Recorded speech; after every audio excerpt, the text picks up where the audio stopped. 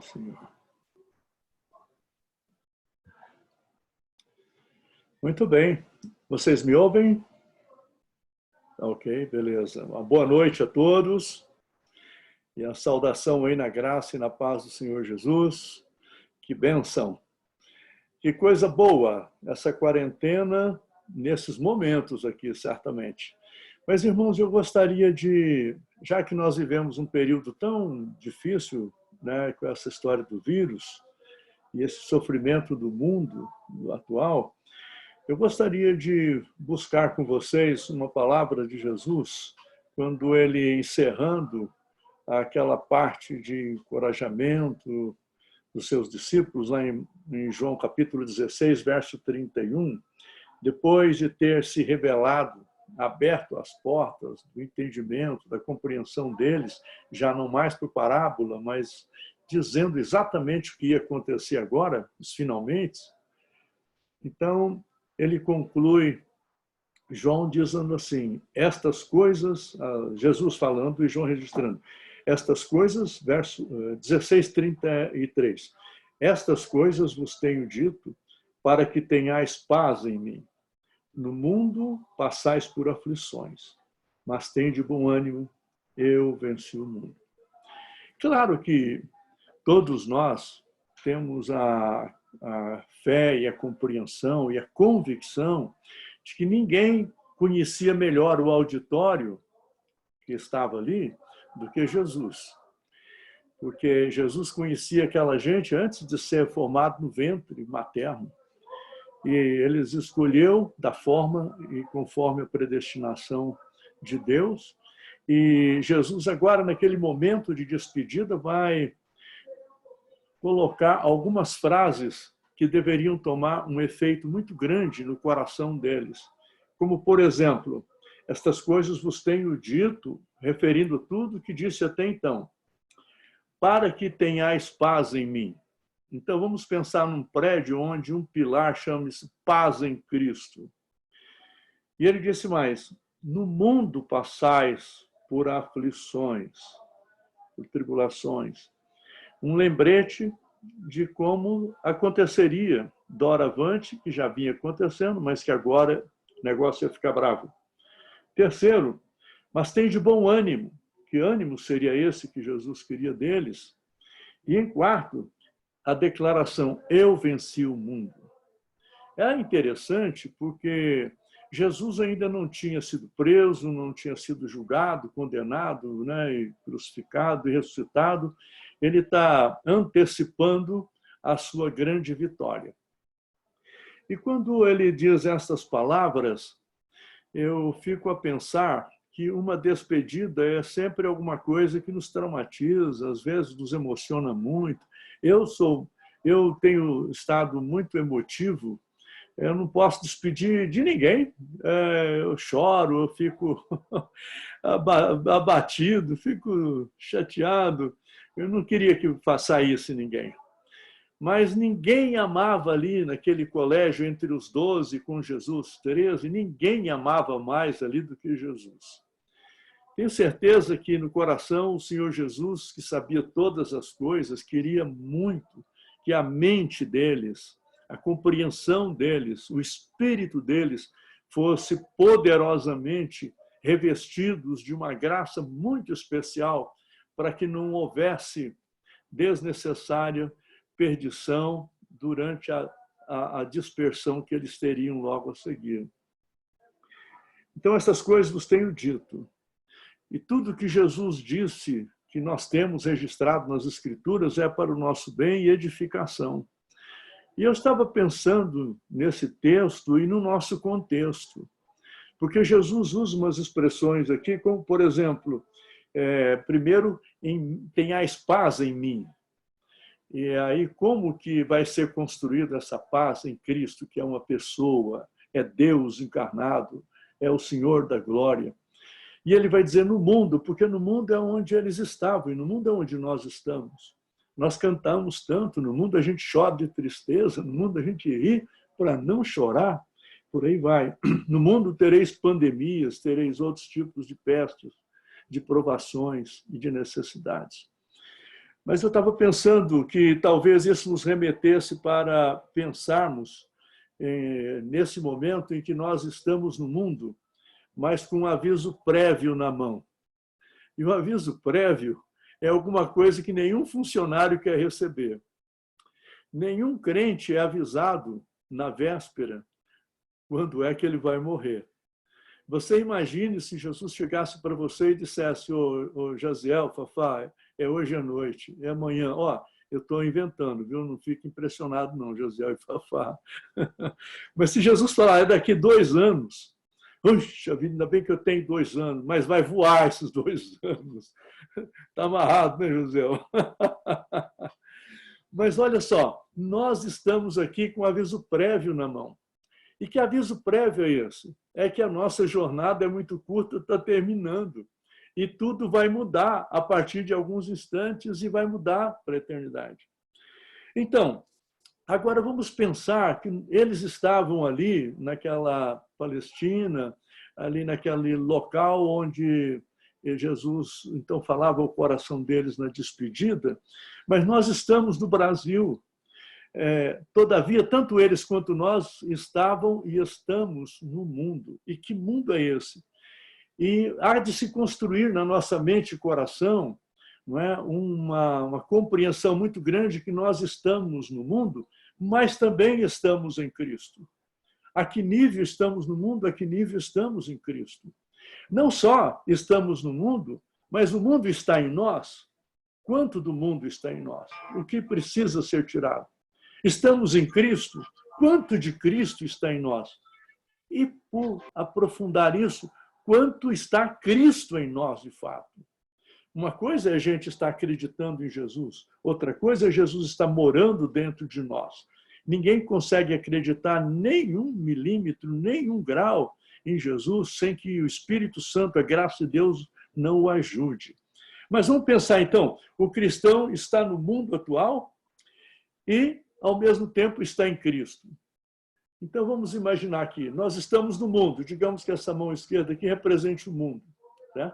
Essa mão direita represente Cristo. Nós estamos no mundo e estamos em Cristo. Mas estamos em quem, de fato? No mundo ou em Cristo?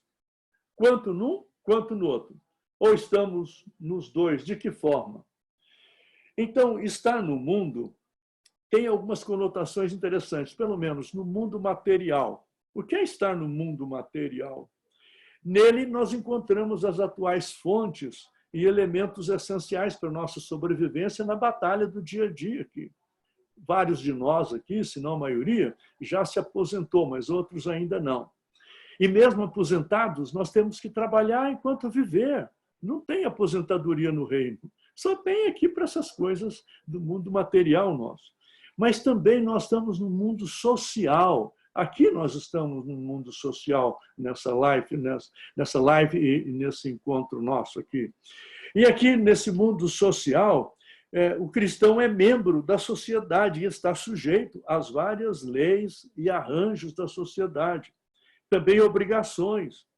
Mas também nós estamos no mundo de homens, e homens perversos. Essa história de achar que eu sou pastor e sou bom, sou santo, sou limpo e etc., é porque eu estou olhando do ponto de vista do Cícero, da vontade, da carne, da imaginação dos olhos do coração dele. Porque se eu olho dos olhos das Escrituras, o Senhor diz, Cícero, enganoso é o coração, é desesperadamente corrupto, quem o conhecerá?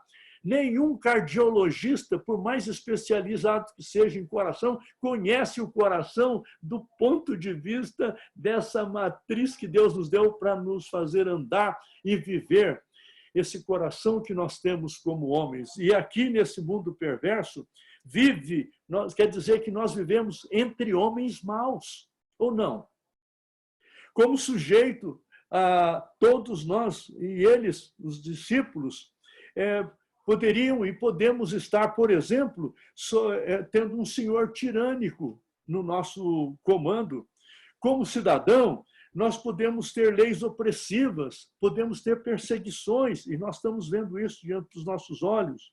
O mundo está cheio de ignorância, de carnalidade, de egoísmo, de orgulho, de hipocrisia, de fanatismo, de intolerância.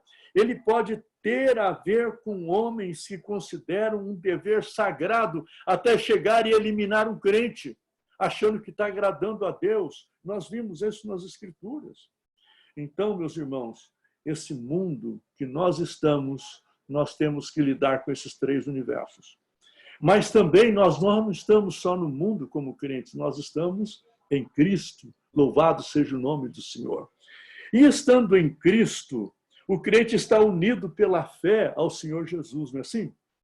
A vida física está no mundo.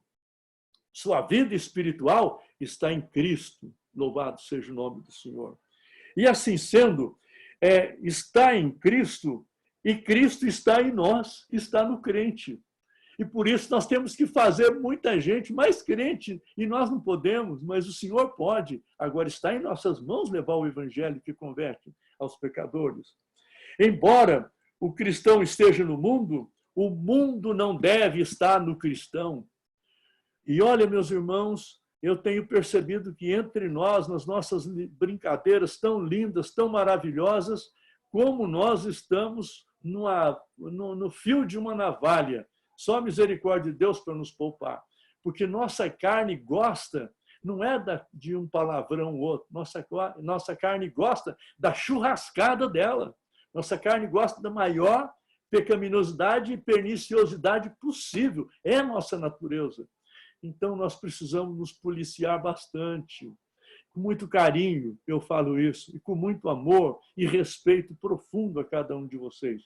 Como eu já falei a tantos outros fora desse contexto nosso aqui. Então, embora o crente esteja no mundo, o mundo não pode estar nele. Ele é um mero peregrino nesse mundo e seu lar não é aqui. O seu lar é no céu e o seu lar está na pessoa bendita de Jesus, que é o nosso medianeiro, que é o único que pode nos tirar daqui e colocá-lo em cima. Então, o cristão está no mundo e está em Cristo ao mesmo tempo. Ele é um membro da sociedade e um membro de Cristo, do corpo de Cristo. Ele é um cidadão da terra, mas também é um cidadão do céu. Ele exerce negócios neste mundo e em outro mundo. Ele lida com os homens diferentes e talvez nações diferentes, mas ele lida com anjos, com os anjos de Deus e com o próprio Deus. Seus pés andam nesta terra e sua conversa está no céu ao mesmo tempo. Ele tem dois e em um e anda e ainda um. Ele tem a vida física e espiritual também. Ele tem a natureza humana e tem a natureza divina também impregnada nele. Ele tem a ver com duas esferas diferentes no mesmo mundo, no mesmo corpo, na mesma mente, no mesmo coração. Misericórdia! Que loucura! Ele estava no mundo, nós estávamos no mundo antes de conhecer Jesus, totalmente do mundo. É como se tivesse, por exemplo, morando em São Paulo e fosse tirado de São Paulo e vindo para Minas Gerais. Bom, aí você deixou de ser paulistano, digo, e veio ser mineiro aqui. Só que isso não levaria a nada, estaria dentro do Brasil. Mas retirar daquela situação mundana que nós vivíamos e nos colocar no corpo de Cristo, agora tudo muda a essa altura. Mas estamos ao mesmo tempo no mundo. E não somos do mundo. E temos que comer e beber aqui no mundo, andar aqui no mundo e ainda ter deslizes nesse mundo. Que coisa terrível. Muito bem. Mas também ele estará em Cristo depois que ele deixar esse mundo. Ele está agora e no momento que os olhos fecharem, ele deixará esse mundo e estará para sempre com o Senhor. Nós não vamos morrer, Josiel. Louvado seja Deus. Bendito seja o nome do Senhor. Pode ficar feliz, meu irmão. Se você vê que está chegando a hora, fique firme. Louvado seja Deus. Agora, ao mesmo tempo que ele está no mundo e está em Cristo, o que o cristão tem no mundo é muito diferente do que ele tem em Cristo. E isso precisa ser destacado para nós. O mundo em que o cristão habita, temos tribulações, é o mundo perverso, é o mundo ignorante, é o mundo religioso, é o mundo eclesiástico. Esse mundo é fanático, é intolerante. Este é o mundo que preocupou os patriarcas. Este é o mundo que matou os profetas, martirizou os nossos apóstolos, perseguiu e matou os crentes em muitas eras, antes e depois de Cristo. E nós nem temos ideia quantos estão morrendo lá nos países comunistas e nesses países onde ditadores assassinos estão acabando, derrubando templos, prendendo crentes, matando, como Paulo fazia no seu tempo de perseguição. Mas esse crente, Jesus disse, eu disse isso para você, para que você tenha paz em mim. Como ter paz em tempo de paz é fácil, mas ter paz em tempo de guerra, ter paz em tempo de perseguição, ter paz em tempo de tanta provação de coronavírus, de Covid, de atentados, misericórdia. Mas é exatamente, o crente tem paz na pessoa de Cristo. Não há paz no mundo. Há tribulação no mundo, mas não há tribulação em Cristo. Não há tribulação em Cristo, mas há paz sem mistura de qualquer outra coisa na pessoa de Jesus. Um de seus nomes é Jesus é o príncipe da paz. E da paz. E o lema do reino do Senhor Jesus, que é o nosso rei, é paz na terra e boa vontade. É por esse caminho que o cristão precisa de andar. Mas muito bem, também ele tem tribulação no mundo, só porque ele tem paz em Cristo. O crente, ele tem esse jeito de ser, natural de ser. Eu não sei vocês, mas eu trabalhei em um lugar muito perverso. Olha, quando eu trabalhei no Banco Itaú aí, no transporte, gente, eu vivia lendo a Bíblia em todo o tempo todo que podia, tal. Todo mundo ali fazia questão de chegar perto de mim e contar a última piada das mais terríveis que vocês possam imaginar. Olhando nos meus olhos, mexendo, me brincando, me chamando de pastor, me gozando o tempo todo. Trabalhei 1 ano e 10 meses antes numa empresa aí no Brás, e ali era um lugar que as pessoas eram muito pervertidas também, eu pregando, falando, e eu fiquei tão abatido, porque 1 ano e 10 meses ninguém convertia, que eu saí daquela empresa. Nesse mundo doido, a gente tem essas pressões, mas na pessoa de Jesus não há esse conflito. Nele é que nós temos a paz, porque ele, de fato, é a paz. Entre o mundo e Cristo, nós temos uma diferença muito grande. É difícil a passagem do mundo para Cristo, é praticamente impossível essa passagem. É como se nós tivéssemos que transportar, sem nenhum uso de qualquer outro instrumento de voo, tivéssemos que passar, por exemplo, ultrapassar um Atlântico. Não daria, não teríamos como, não sobreviveríamos. Assim, uma pessoa não pode sair de si mesmo, por mais religiosa que seja e vir a Jesus, se não houver um milagre para que ela venha e seja colocada na pessoa de Cristo. Também a passagem pelo mundo em Cristo é difícil, vocês sabem disso, porque aquele que me serve, disse o Senhor, o Pai o honrará. Nós estamos servindo ao Senhor que vive e reina no céu, na terra e dentro de nós, nos comandando. Ele é o nosso comandante já aqui. Em quarto lugar, o cristão tem paz em Cristo, porque ele tem tribulações no mundo, e isso é importante. Sabe por que você tem paz? Porque no mundo você tem tribulação, mas na pessoa de Jesus você tem paz. Se não fosse a tribulação, nós não saberíamos nem o que era paz.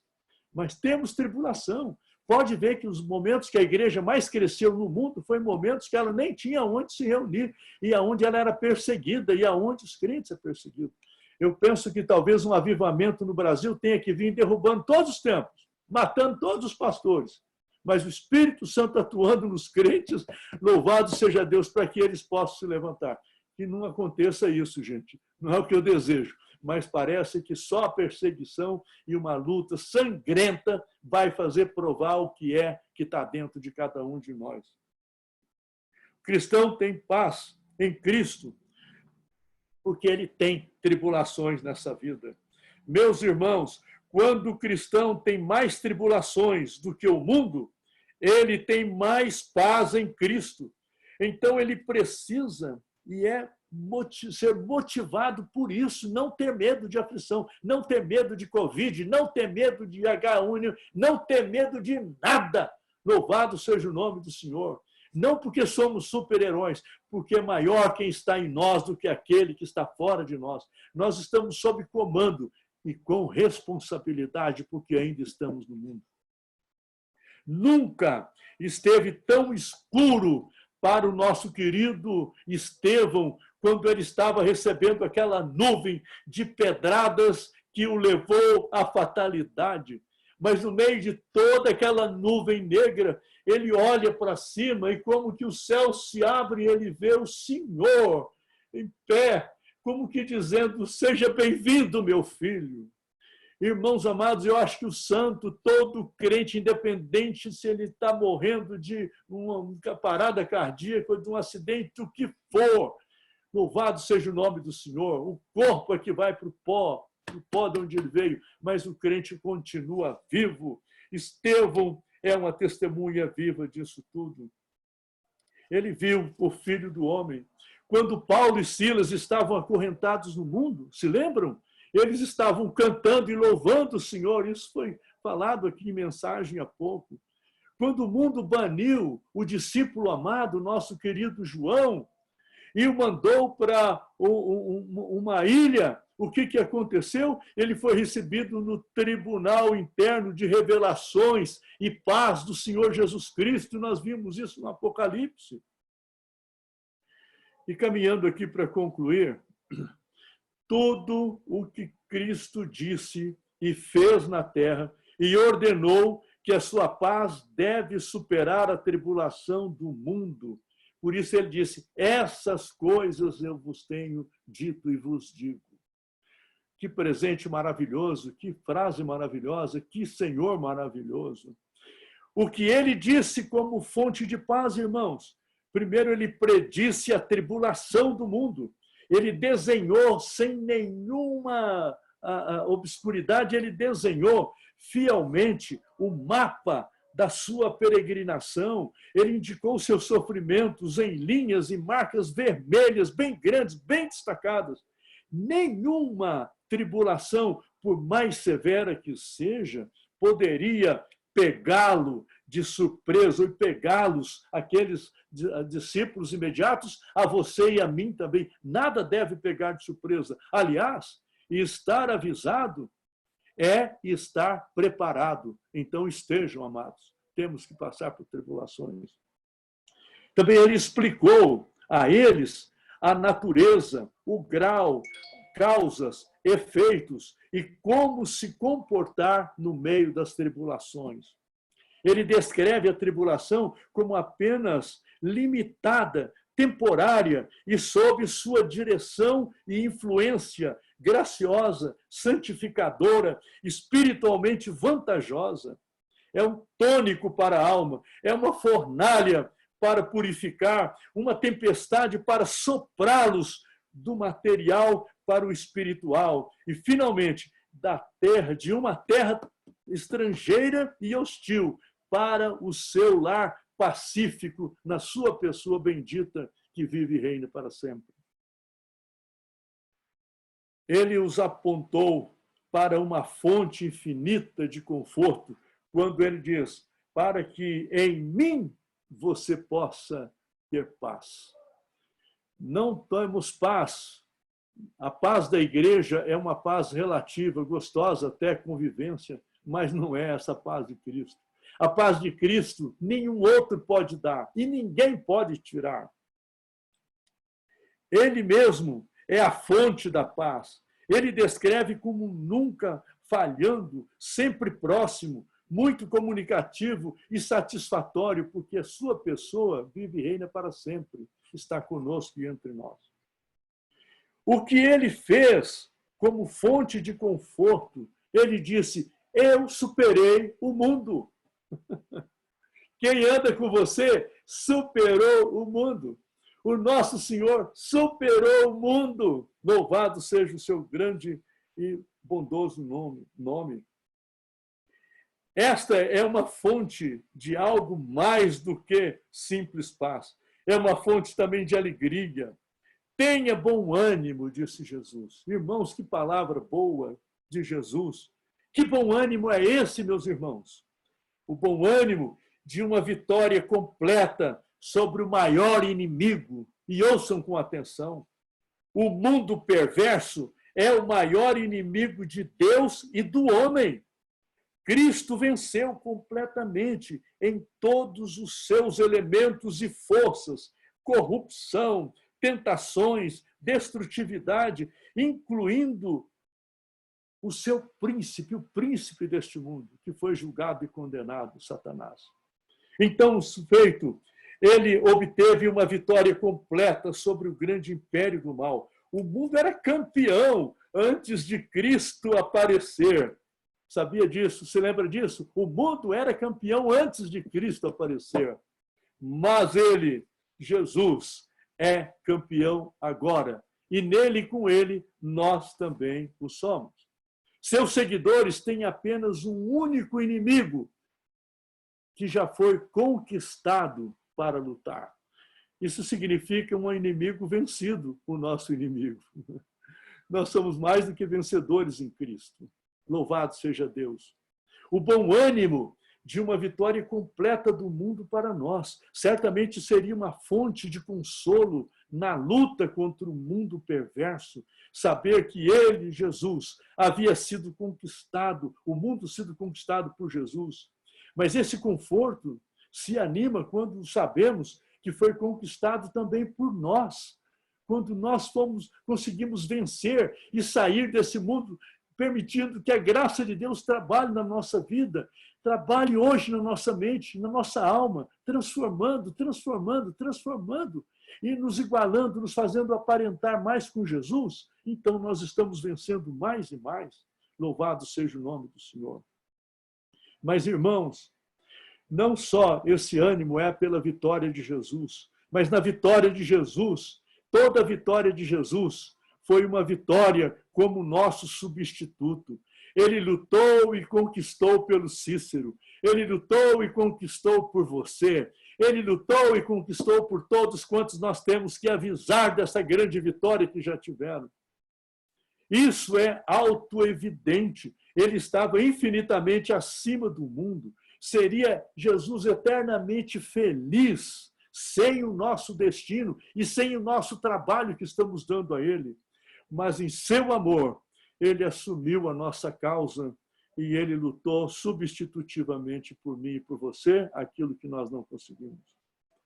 E também ele lutou como nosso exemplo, em nossa natureza, em nossas circunstâncias, tentando em todas as coisas como somos, tentado em todas as coisas como nós temos sido e seremos, mas sem pecado, Jesus. Ele nos mostrou em sua própria vida que há algo em nós que é superior ao mundo, superior ao sofrimento, superior à morte, que podemos viver uma vida espiritual independente disso e conquistar todos os elementos que se opõem ao nosso progresso. Jesus conquistou o mundo para nos mostrar o caminho para conquistá-lo nós mesmos com a garra que ele nos dá, a determinação e oportunidade. E também ele o fez como nossa fonte de inspiração. Tudo o que ele disse, tudo, especialmente o que ele fez, nos alegra nessa batalha do dia a dia. E concluindo, o bom ânimo de uma certa vitória dentro e através de Jesus. Ele disse, eu venci o mundo. Se você está com Cristo e nós estamos, ele venceu o mundo e, obviamente, nós, nele e com ele, viveremos. Inquestionavelmente está entendido. Você também vencerá em mim, Jesus estava insinuando. Aqueles que lutam contra o mundo em Cristo, sua presença é deles. Aqueles que lutam contra o mundo em Cristo, sua substituição é deles. O seu exemplo é deles. Seu bom ânimo é deles. Sua conquista será deles. Ele joga tudo o que disse, tudo o que fez e faz e fará. Jesus joga tudo na balança do nosso lado, do lado dos seus servos. E o resultado será uma vitória certa sobre esse mundo mal onde nós estamos instalados e vivendo por pouco tempo. Que ele nos ajude. Jaziel lembrou um dia desse aqui a grandiosidade de Deus. Não sei se ele percebeu o que ele estava falando naquela hora. Falou, gente, nenhum de nós aqui vai estar aqui daqui 100 anos. Eu achei tão interessante, falei, é verdade, mas espera aí, cada 100 anos, no máximo 100 anos, os 7 bilhões e tanto da população mundial foi todo refeito. Eu estava assombrado com as informações de morte, internação, e respirador, e tanta coisa. E eu resolvi, dando uma olhadinha aqui, dei uma gugada aqui no IBGE e perguntei quantos morreram aí em 2018, 2019 não vi lá. E eu fiquei abismado, sabe por quê? Lá no IBGE consta que morreu no ano de 2019, morreram 1.200.000 e tantos mil brasileiros. 1.200.000 e tantos mil brasileiros. Sabia disso? Aí eu fiquei assustado. Falei, peraí, mas nós estamos morrendo 40 mil, 30 mil e estamos assustados? Isso, mais de 100 mil por mês. Aí eu tive outra curiosidade. Deixa eu ver quantos nasceram. Aí eu fiquei abobalhado. Quando eu olhei, mais de 2 milhões, 2.700.000 e tantos natais, 2.700.000 e tantas crianças chegaram. Então ele pode levar, louvado seja Deus, quanto ele quiser. Ele está fazendo povoar a terra. Ele está continuando a sua jornada como Deus para manter o ser humano, para salvar os que ele chamou lá na eternidade e efetivar no seu tempo. Bendito seja Deus. Que Deus nos ajude, meus irmãos. No mundo tereis aflições. Tende bom ânimo. Eu venci o mundo. Que você e eu possamos, pela graça de Deus, sermos fortalecidos hoje à noite, bem assim, todos os nossos dias, e estarmos mais e mais agarrados no Senhor, colados nele, pendurados na sua misericórdia, e que assim seja até a eternidade. Amém.